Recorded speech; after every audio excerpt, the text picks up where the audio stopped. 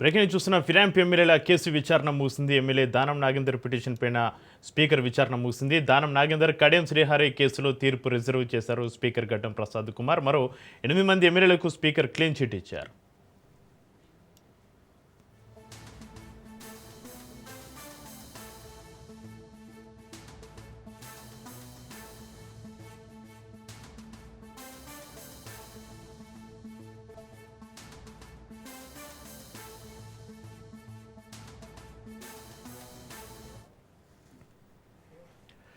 ఫిరాంప్ ఎమ్మెల్యేల కేసు విచారణ ముగిసింది. ఎమ్మెల్యే దానం నాగేందర్ పిటిషన్ పైన స్పీకర్ విచారణ ముగిసింది. దానం నాగేందర్ కడియం శ్రీహరి కేసులో తీర్పు రిజర్వ్ చేశారు స్పీకర్ గడ్డం ప్రసాద్ కుమార్. మరో 8 మంది ఎమ్మెల్యేలకు స్పీకర్ క్లీన్ చిట్ ఇచ్చారు.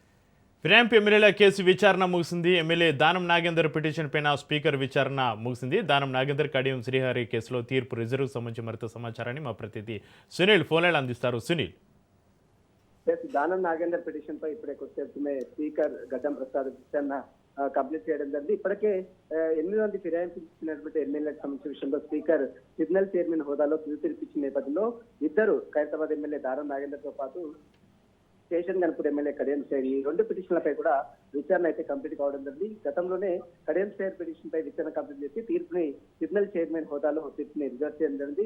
ఇక ఈ రోజు దానం నాగేందర్ తరఫు న్యాయవాదులు క్రాస్ ఎగ్జామినేషన్ కూడా కంప్లీట్ చేయడం జరిగింది. కాబట్టి త్వరలోనే వీరిద్దరికి సంబంధించిన విషయంలో స్పీకర్ సిగ్నల్ చైర్మన్ హోదాలో ప్రకటించే అవకాశం ఉంది. గతంలో మనం ఏదైతే 8 మందికి ఏ తరహాలో విచారణ తీర్పు ఇచ్చారో అదే తరహాలో ఇద్దరికి ఇస్తారా లేదా మరి వీరికి సంబంధించిన విషయంలో ఎలాంటి తీర్పు ఇస్తారని కూడా తర్వాత రాజకీయంగా ఆసక్తి చెప్పవచ్చు. ఇప్పటికే సుప్రీంకోర్టు చాలా స్పష్టంగా చెప్పింది. ఇద్దరు ఎమ్మెల్యేలకు సంబంధించిన విషయంలో ఇంతవరకు ఎందుకు విచారణ కంప్లీట్ చేయడం లేదంటూ కూడా స్పీకర్ తీర్పై కొంత ఆగ్రహం వ్యక్తం చేసిన నేపథ్యంలో ఈ రోజు మరొకసారి దానం నాగేందర్ పిటిషన్ పై కూడా విచారణ కంప్లీట్ చేసి తీర్పును అయితే రిజర్వ్ చేశారు. ఈ ఇద్దరికి సంబంధించిన విషయంలో త్వరలోనే స్పీకర్ గడ్డం ప్రసాద్ త్వరలోనే సిగ్నల్ చైర్మన్ హోదాలో తీర్పు కూడా ప్రకటించే అవకాశం ఉంది. అయితే సునీల్, దానం నాగేందర్ కడియం శ్రీహరి నేరుగా స్పీకర్ ముందు హాజరయ్యారా లేక వారి తరపున న్యాయవాదులు మాత్రమే వాదనలు వినిపించారా? అసలు ఏం జరిగింది సునీల్? ఈ రోజు కేవలం దానం నాగేందర్ తరఫు న్యాయవాదులు మాత్రమే ఈ రోజు విచారణకు హాజరయ్యారు. అతనిపై పిటిషన్ దాఖలు చేసినటువంటి పాడి కౌశిక్ రెడ్డి, ఏలేటి మహేష్ రెడ్డి సంబంధించినటువంటి క్రాస్ ఎగ్జామినేషన్ గా కంప్లీట్ కావడం జరిగింది. గతంలో ఒకసారి అఫిడవిట్ దాఖలు చేసే సమయంలో దానం నాగేందర్ కడియం శ్రేర్ ఇద్దరు కూడా స్పీకర్ ముందు హాజరయ్యారు. కానీ ఈ రోజు మాత్రం కేవలం దానం నాగేందర్ తరఫు న్యాయవాదులు మాత్రమే హాజరయ్యారు. ఇంకా క్రాస్ ఎగ్జామినేషన్ కూడా ఈ రోజుతో కంప్లీట్ కావడం జరిగింది. కాబట్టి అఫిడవిట్ లో వీళ్ళు స్పష్టంగా చెప్పారు, బీఆర్ఎస్ పార్టీ తమను సస్పెండ్ చేసినట్టు కూడా ఎక్కడ నోటీసులు అందించలేదు, తాము ఇంకా బీఆర్ఎస్ పార్టీలో ఉన్నామంటూ మరి కడియం శ్రేర్ కావచ్చు, దానం నాగేందర్ కావచ్చు అఫిడవిట్ లో సమర్పించిన నేపథ్యంలో మరి స్పీకర్ వీరి విషయంలో ఎలాంటి నిర్ణయం తీసుకున్నది మాత్రం చూడాల్సి చెప్పవచ్చు. సునీల్, గతంలో 8 మంది ఎమ్మెల్యేల పిటిషన్లు ఆధారాలు లేవు అనే కారణంతో కొట్టివేయబడడం జరిగింది. అయితే నేడు ఇద్దరి విషయంలో బీఆర్ఎస్ పార్టీ ఏమైనా కొత్త ఆధారాలు సమర్పించిందా సునీల్? గతంలోనే దానం నాగేందర్ సంబంధించిన విషయంలో బీఆర్ఎస్ ఎమ్మెల్యే పిటిషన్ వేసినాడు పాడి కౌశిక్ రెడ్డి, ఎల్ఎన్ మహేశ్వర్ రెడ్డి. అతను బీఫామ్ తో బీఆర్ఎస్ పార్టీ నుంచి గెలిచి కాంగ్రెస్ పార్టీలోకి వెళ్ళారు. ఆ తర్వాత కాంగ్రెస్ పార్టీ నుంచి ఎంపీగా పోటీ చేశారు. అందుకు సంబంధించినటువంటి ఆడియోలు, వీడియోలు, విధంగా క్లిప్పింగ్స్ అన్ని కూడా బీఆర్ఎస్ పార్టీ నేతలు సమర్పించారు. దీంతో పాటు మరోవైపు అటు కడియం శ్రీహరికి సంబంధించిన విషయంలో కూడా తన కూతురు ఎంపీగా ఎన్నికల్లో పోటీగా అనేక సభల సమావేశాల్లో కూడా ప్రచారంలో పాల్గొన్నటువంటి నేపథ్యంలో దానికి సంబంధించినటువంటి కొన్ని వీడియోస్, ఆడియోస్, పేపర్ క్లిప్పింగ్స్ కూడా అది స్పీకర్ సమర్పించారు. కానీ వీరి విషయంలో ఇప్పుడు స్పీకర్ ఎలాంటి నిర్ణయం తీసుకుంటారు? ఎందుకంటే సుప్రీంకోర్టు గడువు కూడా కంప్లీట్ అవుతున్న నేపథ్యంలో ఇప్పుడు వీరి విషయంలో ఎలాంటి నిర్ణయం తీసుకుంటారనేది మాత్రం సర్వత్రా రాజకీయంగా అయితే ఆసక్తి అయితే నేను చెప్పవచ్చు. Right, thank you Sunil.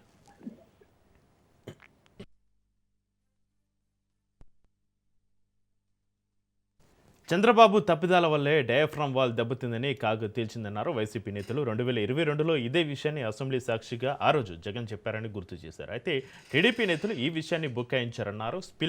Spill channel ఎగువ దిగువ కాఫర్ డ్యాంలను పూర్తి చేయకుండానే ప్రధాన డ్యాం పునాది డయాఫ్రామ్ వాల్ పనులు ప్రారంభించి చంద్రబాబు చారిత్రక తప్పిదం చేశారన్నారు. కాగ్ కూడా అది తేల్చింది. ఇప్పుడేమంటారు చంద్రబాబుని ప్రశ్నించారు.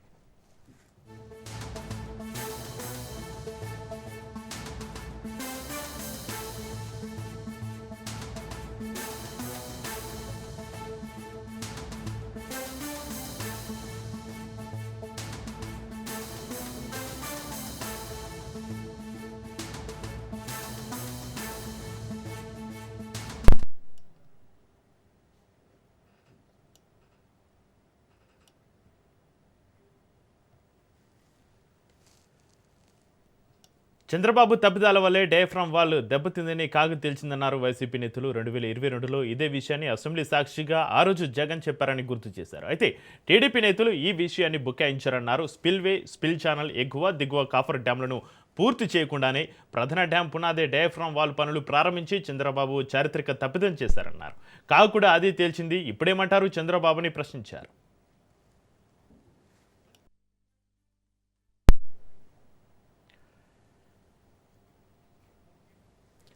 ఏపీ బడ్జెట్లో రుణాలు లేవని ప్రభుత్వం కేంద్రానికి తెలిపిందన్నారు మాజీ మంత్రి వైసీపీ సీనియర్ నేత విడుదల రజని. అయితే మార్చి 31 నాటికి కాగ్ నివేదిక ప్రకారం 27,241 కోట్ల అప్పులను ఎలా చూపిస్తుందని ప్రశ్నించారు.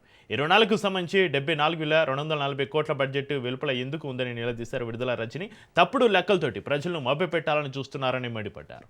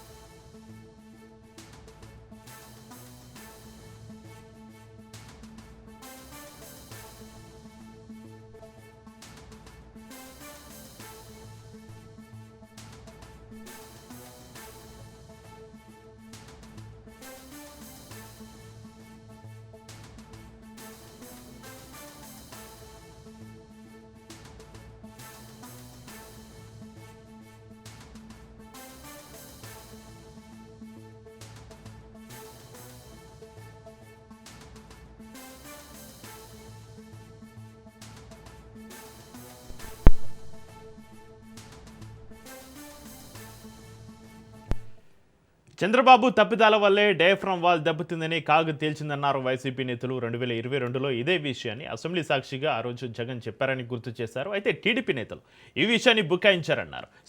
స్పిల్ ఛానల్ ఎగువ దిగువ కాపర్ డ్యాంలను పూర్తి చేయకుండానే ప్రధాన డ్యాం పునాది డయాఫ్రామ్ వాల్ పనులు ప్రారంభించి చంద్రబాబు చారిత్రక తప్పిదం చేశారన్నారు. కాగు కూడా అదే తేల్చింది. ఇప్పుడేమంటారు చంద్రబాబు అంటూ ప్రశ్నిస్తున్నారు వైసీపీ నేతలు.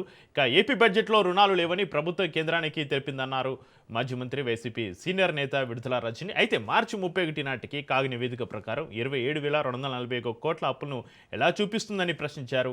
ఈ రుణాలకు సంబంధించి 7,240 కోట్ల బడ్జెట్ వెలుపల ఎందుకు ఉందని నిలదీశారు విడుదల రజని. తప్పుడు లెక్కలతోటి ప్రజలను మభ్యపెట్టాలని చూస్తున్నారంటూ మండిపడుతున్నారు వైసీపీ నేతల ఆరోపణలకు సంబంధించి మరింత సమాచారాన్ని మా ప్రతినిధి రమేష్ ఫోన్లను అందిస్తారు. రమేష్, నిన్న శాసనసభలో ప్రవేశపెట్టినటువంటి కాగ్ రిపోర్ట్ లో అనేక కీలక అంశాలు పేర్కొనడం జరిగింది. ప్రధానంగా రాష్ట్రానికి సంబంధించినటువంటి అప్పుల విషయం కావచ్చు, అదేవిధంగా పోలవరం నిర్మాణానికి సంబంధించినటువంటి అంశాలకు సంబంధించి కాగ్ నివేదికలో చాలా అంశాలు చర్చకు వచ్చినటువంటి పరిస్థితి కూడా ఉంది. గతంలో అంటే 2014 నుంచి 19 వరకు తెలుగుదేశం పార్టీ అధికారంలో ఉన్న సమయంలో పోలవరం ప్రాజెక్టు నిర్మాణానికి సంబంధించి చేసిన పనుల్లో సరైనటువంటి ప్రణాళిక లేకపోవడం వల్ల డయాఫ్రమ్ వాల్ కొట్టుకుపోయిందంటూ గతంలో వైఎస్ఆర్ కాంగ్రెస్ పార్టీ ఆరోపించినటువంటి సంగతి తెలిసిందే. 2017 నుంచి 18 వరకు ఈ డయాఫ్రమ్ వాల్ కు సంబంధించి తెలుగుదేశం పార్టీ హయాంలో జరిగినటువంటి నాసిరకం పనులు కావచ్చు, అదేవిధంగా దానికి ఒక ప్రణాళిక లేకుండా నిర్మాణం చేయడం వల్ల గోదావరి నదికి వచ్చినటువంటి వరదలతో డయాఫ్రమ్ వాల్ కొట్టుకుపోయింది. అయితే వైసీపీ అధికారంలోకి వచ్చిన తర్వాత కొట్టుకున్నటువంటి డయాఫ్రమ్ వాల్ ను సరిచేసే ప్రయత్నాలు చేసింది. కానీ తెలుగుదేశం పార్టీ మాత్రం అప్పట్లో ఈ అంశానికి సంబంధించి తీవ్ర ఆరోపణ చేసి వైఎస్ఆర్ కాంగ్రెస్ పార్టీ ప్రభుత్వ నిర్లక్ష్యం కారణంగానే డయాఫ్రమ్ వాల్ దెబ్బతిందంటూ కూడా అప్పట్లో పెద్ద ఎత్తున ఆరోపణలు చేసింది. అయితే సాగు నివేదికలో 2017-18 నుంచి 23 వరకు పోలవరం ప్రాజెక్టులో జరిగినటువంటి నిర్మాణాలకు సంబంధించి గతంలో వైఎస్ఆర్ కాంగ్రెస్ పార్టీ ఏదైతే చెప్పిందో అదే అంశాలను కూడా కాగ్ రిపోర్ట్ లో పేర్కొనడం జరిగింది. గత తెలుగుదేశం ప్రభుత్వం హయాంలో తప్పిదాల వల్లే ఈ పోలవరం నిర్మాణానికి సంబంధించి పోలవరం దాంట్లో కొన్ని ఇబ్బందులు తలెత్తాయంటూ కూడా కాగ్ నివేదికలో స్పష్టంగా పేర్కొన్నటువంటి పరిస్థితి కూడా ఉంది. సో ఇప్పుడు కాగ్ ఇచ్చినటువంటి నివేదిక ఆధారంగా వైఎస్ఆర్ కాంగ్రెస్ పార్టీ నేతలు కూడా గత ప్రభుత్వ తెలుగుదేశం ఏదైతే వ్యవహరించిందో డయాఫ్రమ్ వాల్ విషయంలో ఆ తప్పిదాలన్నింటినీ కూడా మరోసారి ఎత్తి చూపే ప్రయత్నం కూడా చేస్తూ ఉన్నారు. అంతేకాకుండా గతంలో జగన్మోహన్ రెడ్డి చెప్పినటువంటి అంశాలనే ఇప్పుడు కాగు నివేదికలో చెప్పినటువంటి నేపథ్యంలో తెలుగుదేశం పార్టీ దీనికి అప్పులకు సంబంధించి కూడా రాష్ట్ర ప్రభుత్వం పెద్ద ఎత్తున కుటుంబ ప్రభుత్వం అధికారంలోకి వచ్చినాక అప్పులు చేస్తోంది. కానీ ఈ అప్పులు మాత్రం బడ్జెట్ లో చూపించడం లేదు. ఇదే అంశానికి సంబంధించి మాజీ మంత్రి విడుదల రజనీ సైతం ప్రభుత్వాన్ని ప్రశ్నించినటువంటి పరిస్థితి కూడా ఉంది. దాదాపు 7,000 కోట్లకు సంబంధించినటువంటి అప్పులు ఏవైతే ఉన్నాయో ఈ అప్పులను బడ్జెట్ లో చూపించకుండా బడ్జెట్ వెలుపల చూపించే ప్రయత్నం చేశారు. ఈ అంశాన్ని కూడా మాజీ మంత్రి విడుదల రజనీ ప్రశ్నిస్తూ ఉన్నారు. కూటమి ప్రభుత్వం అధికారంలోకి వచ్చిన తర్వాత పెద్ద ఎత్తున అప్పులు చేస్తూ ఉన్నారు. ఈ అప్పుల్ని ప్రజా సంక్షేమ కార్యక్రమాలకు వినియోగించడం లేదని వైఎస్ఆర్ కాంగ్రెస్ పార్టీ మొదటి నుంచి ఆరోపిస్తున్నటువంటి సంగతి తెలిసిందే. తాము అధికారంలోకి వస్తే సంపద సృష్టిస్తాము అని చెప్పినటువంటి చంద్రబాబు ఇప్పుడు అధికారంలోకి వచ్చిన తర్వాత 3 లక్షల కోట్లకు పైగా అప్పులు చేశారు. ఈ అప్పులన్నింటినీ ఏం చేస్తున్నారనే విషయాలను కూడా స్పష్టం చేయాలంటూ గత కొంతకాలంగా వైసీపీ ప్రశ్నిస్తున్నటువంటి నేపథ్యం. కాగ్ రిపోర్ట్ లో కూడా ఈ అప్పులకు సంబంధించి కీలక వ్యాఖ్యలు చేసినటువంటి నేపథ్యంలో ఇదే అంశాన్ని వైసీపీ నేతలు అయితే ప్రశ్నిస్తున్నటువంటి పరిస్థితి ఉంది. అయితే రమేష్, చంద్రబాబు తప్పిదాల వల్లే డయాఫ్రమ్ వాల్ దెబ్బతిందని కాగ్ తేల్చిందంటూ వైసీపీ నేతలు ఒకవైపు ఆరోపణలు చేస్తున్న నేపథ్యంలో వైసీపీ విమర్శన అస్త్రాలకి సమాధానం చెప్పే పరిస్థితి ఉందా? టీడీపీ నాయకులు సోషల్ మీడియా వేదిక కానీ ప్రత్యక్షంగా కానీ పరోక్షంగా ఏమైనా స్పందిస్తున్నారా రమేష్?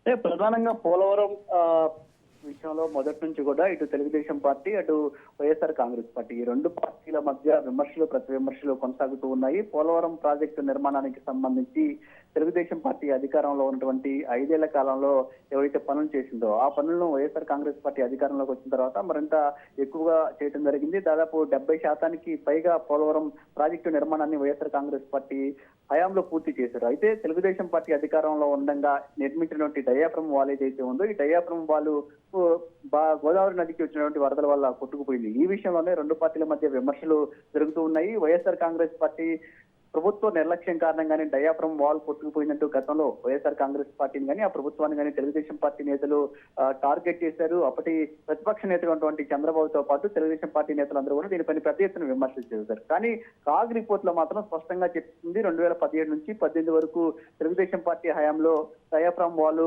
నిర్మాణానికి సంబంధించి అప్పటి ప్రభుత్వం తీసుకున్నటువంటి నిర్ణయాలు కావచ్చు, అప్పటి ప్రభుత్వం ఒక క్రమ పద్ధతిలో ఈ డయాఫ్రమ్ వాల్ ని నిర్మించకపోవడం వల్లే ఈ డయాఫ్రమ్ వాల్ కొట్టుకుపోయిందంటూ కూడా స్పష్టమైనటువంటి నివేదికను కాగ్ కూడా ఇప్పుడు ఇచ్చినటువంటి నేపథ్యంలో ఈ అన్ని అంశాలపైన కూటమి ప్రభుత్వాన్ని ప్రశ్నిస్తున్నారు. కానీ కూటమి ప్రభుత్వం నుంచి దీనికి సంబంధించి ఎలాంటి రెస్పాన్స్ అయితే ఇప్పటి వరకు వస్తున్నటువంటి పరిస్థితి అయితే లేదు.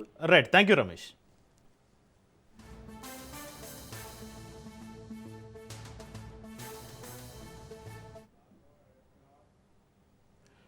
హైదరాబాద్ లాలగూడలో టాస్క్ ఫోర్స్ అధికారులు దాడులు చేస్తున్నారు. కల్తీ అల్లం వెల్లుల్లి పేస్ట్ తయారీ కేంద్రంపైన రైడ్ చేశారు. కల్తీ అల్లం పేస్ట్ తయారు చేస్తున్న 4గురిని అరెస్ట్ చేశారు. 1915 కేజీల అల్లం వెల్లుల్లి పేస్ట్ను స్వాధీనం చేసుకున్నారు. కిరాణా షాపులకు సరఫరా చేస్తున్నట్లుగా గుర్తించారు.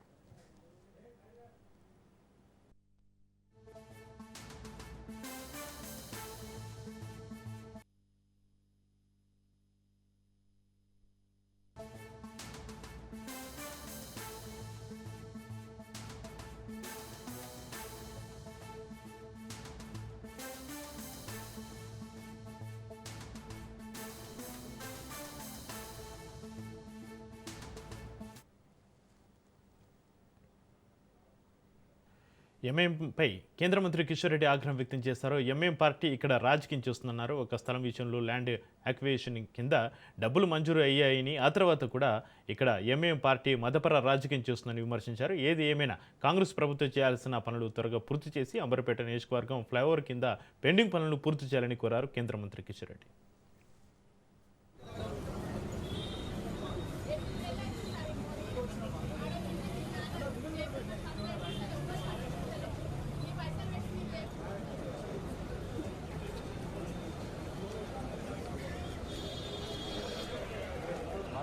నానే ఉందన్న సార్ మాట్లాడదాం.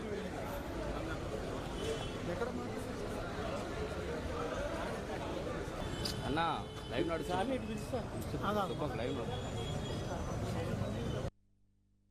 అంబర్పేటకు సంబంధించి ఏదైతే ఫ్లైఓవర్ నిర్మాణం జరిగిందో 2018లో పనులు మరి ప్రారంభించుకోవడం జరిగింది. ఆల్మోస్ట్ 2017 నుంచే ఈ యొక్క జిహెచ్ఎంసి ద్వారా రాష్ట్ర ప్రభుత్వం ద్వారా భూసేకరణ పనులు ప్రారంభమైనాయి. ఈ రోజు వరకు కూడా ఇంకా 6 సెంటర్స్లలో భూసేకరణ పనులు పెండింగ్ లో ఉన్నాయి. ఎవరైతే ఇంటి యజమాని ఉంటాడో ఆయన డబ్బులు తీసుకొని 2,54 లక్షలు తీసుకొని ఆయన భూమిని హ్యాండ్ ఓవర్ చేసి వెళ్ళిపోయాడు. అక్కడ ఏ రకమైనటువంటి ప్రార్థనా స్థలం కానీ మరొకటి కానీ రిలీజియస్ స్ట్రక్చర్ కానీ లేదు. ఆయన హ్యాండ్ ఓవర్ చేసి వెళ్ళిపోయాడు. జిహెచ్ఎంసీ వాళ్ళు మొత్తం డిస్మెంటల్ చేశారు. డిస్మెంటల్ చేసిన తర్వాత 6 నెలలకు మధ్యదళారులు వచ్చి రాజకీయ పార్టీ నాయకులు వచ్చి ఇక్కడ స్థలం ఉండింది, ఇక్కడ మరి ప్రార్థనా స్థలం కట్టాలి అని చెప్పి రోడ్డు మధ్యలో ఇంత పెద్ద సుమారు 400 కోట్ల పైచిలకు ఖర్చు పెట్టి పనులు పూర్తి అయిపోయిన తర్వాత మరి ఈరోజు ఇక్కడ మజ్లిస్ పార్టీ ముందుండి దీన్ని అడ్డుకునేటువంటి ప్రయత్నము, ఇన్ని సంవత్సరాలుగా అనేక రకాల ఇబ్బందులు పెట్టేటువంటి ప్రయత్నం చేస్తా ఉన్నారు. ఇంత దుర్మార్గంగా అభివృద్ధి వ్యతిరేకులుగా అభివృద్ధి నిరోధకులుగా ఈరోజు మజ్లిస్ పార్టీ హైదరాబాద్ను పట్టి పీడిస్తా ఉంది.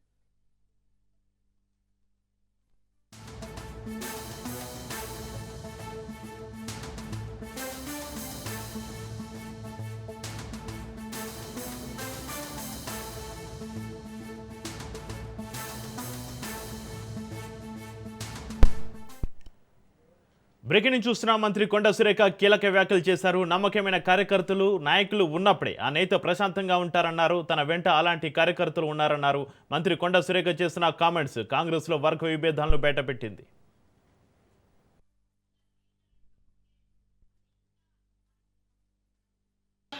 కార్యక్రమంలో పాల్గొని ఒక నూతన ఉత్సాహాన్ని పార్టీకి తీసుకొచ్చినందుకు ముఖ్యంగా మరి రవీందర్ గారి బలగమంతా కూడా కాంగ్రెస్ పార్టీలో చేరిన శుభ సందర్భంలో మన పార్టీకి కూడా ఈరోజు ఒక ఊపు రావడం అనేది చాలా సంతోషంగా ఉంది.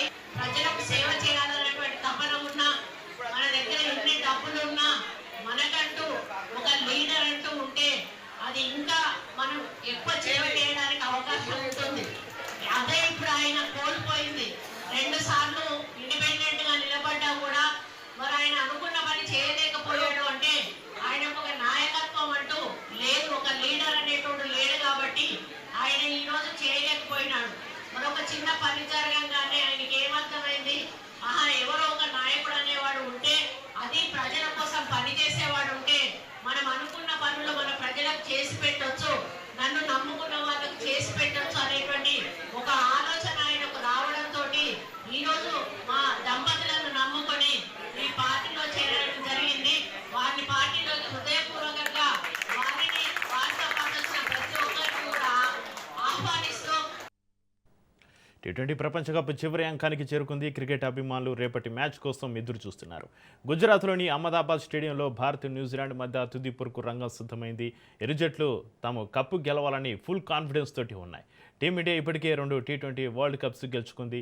ఇప్పుడు ఇంకో ట్రోఫీకి అడుగు దూరంలో నిలిచింది. అయితే గత వరల్డ్ కప్స్ కంటే ఇది చాలా ప్రత్యేకమైనది. ఎందుకంటే స్వదేశంలో సొంత ప్రేక్షకుల మధ్య ట్రోఫీని అందుకోవడం కంటే గొప్పతనం ఇంకేముంటుంది. అందుకే ఎట్టి పరిస్థితుల్లో ఆదివారం జరిగే ఫైనల్లో న్యూజిలాండ్ను చిత్తు చేయాలనే పట్టుదలతోటి ఉంది టీమిండియా. ఇందుకోసం వ్యూహాలు రచిస్తోంది.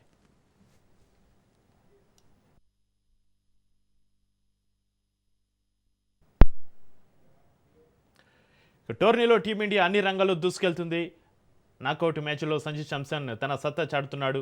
ఈశాన్ కిషన్, తిలక్ వర్మ, శివం దూబే బ్యాటింగ్లో అద్భుతంగా రాణిస్తున్నారు. మరోవైపు ఆల్రౌండర్లుగా హార్దిక్ పాండ్యా, అక్షర్ పటేల్ రాణిస్తున్నారు. బౌలింగ్లో కూడా బుమ్రా నాయకత్వంలో హర్షదీప్, వరుణ్ చక్రవర్తి తోటి పరిచితంగా ఉంది. అయితే కొందరు ఫామ్ లేమితోటి జట్టుకు భారంగా మారుతున్నారు. టీ20లో దూకుడుగా ఆడే అభిషేక్ శర్మ తోటి ఈ వరల్డ్ కప్లో చెప్పుకోదగ్గ ప్రదర్శన చేయలేదు. మరోవైపు కెప్టెన్ సూర్యకుమార్ కూడా కెప్టెన్గా విజయవంతం అవుతున్న ప్లేయర్గా ఫ్లాప్ అవుతున్నాడు. 1-2 మ్యాచ్లు మినహా మిగిలిన మ్యాచ్లతోటి స్కై బ్యాటింగ్ పేలవంగా ఉంది. ఇక ఫైనల్లో అయినా వారు రాణించి టీమిండియాకు కప్ అందించాలని ఫ్యాన్స్ కోరుకుంటున్నారు.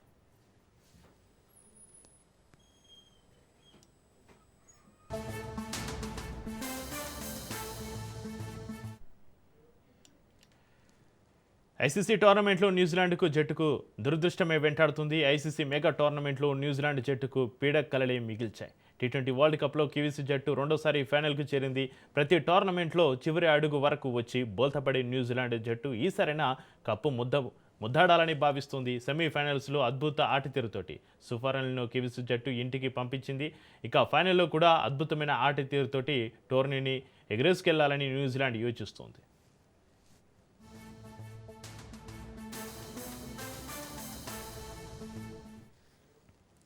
టీ20 ప్రపంచ కప్ 2026 ఫైనల్కు ముందు టీమిండియాను ఒక రికార్డు కలవరపెడుతోంది. ఈ టోర్నీ చరిత్రలో భారత్ ఒక్కసారి కూడా న్యూజిలాండ్ను ఓడించలేదు. 3 మ్యాచ్లలో ఇరు జట్లు తలపడితే అన్నింట్లోనూ కివీసీ గెలుపొందింది.